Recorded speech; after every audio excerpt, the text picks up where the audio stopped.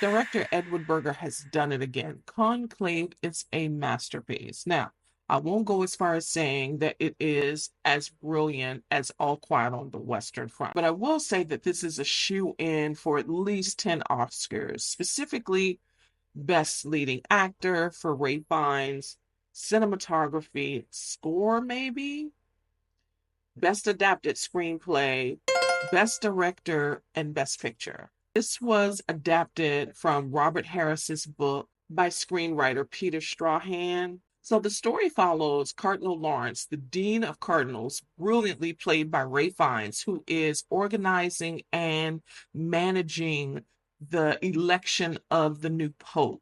And he wants to abdicate his position, but the pope that has passed on didn't allow him to do it. He wanted to go and do other things and really abdicate all of his power. And the Pope rejected that. And so he remained in his position, but he is reluctant. He is weatherworn and just tired of all of the drama behind the scenes. Now, in the real world, the world waits for a pope to be elected and is waiting outside of the Vatican for the big announcement. We get none of that. We don't see any pedestrians. We don't see much of anything going on outside of the Vatican, outside of this world.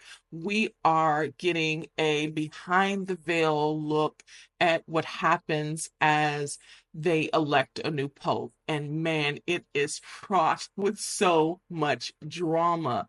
I was just enjoying every minute of it. And the story is so mesmerizing, and the performances even elevate that. There are twists, there are jaw-dropping moments, but all of it is elevated by the brilliant performances of not only Ray Fiennes, but Stanley Tucci and John Lithgow, Isabella Rossellini, Lucian M. Santi.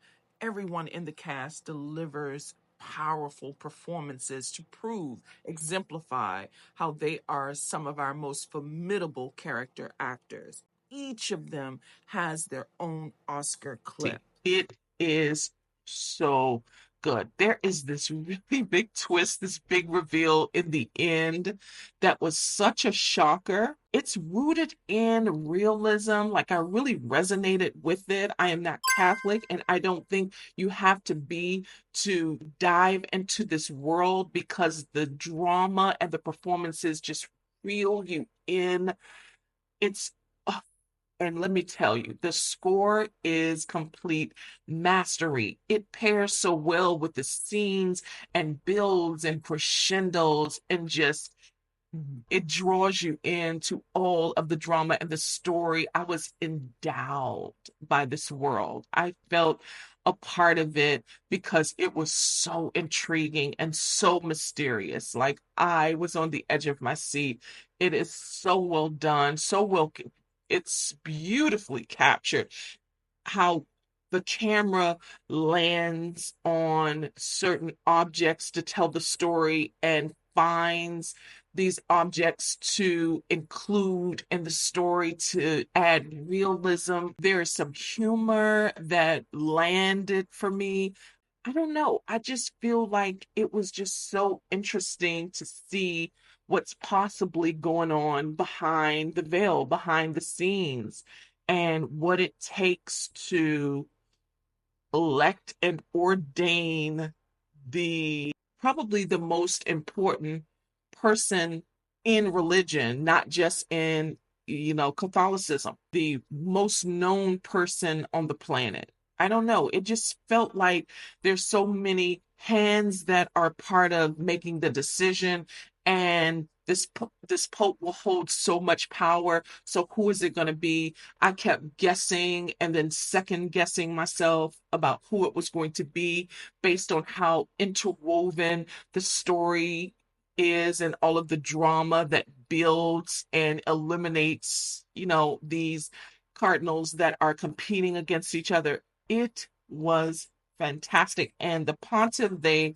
elect just surprised me. And it was such a pleasant twist because it shows where the Catholic religion. It is shifting more liberal. And so it was interesting who they ended up electing and why, and that didn't matter.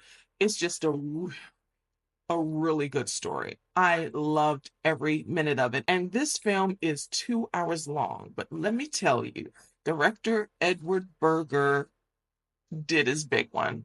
He really did make this movie a pleasant experience that you would want to see on the big screen. How well it's captured. It's beautiful. The music is so immersive. And Ray Fine, who is so overdue, is definitely a shoo-in for Best Leading Actor at the Oscars. I highly recommend that you see Conclave in theaters this weekend.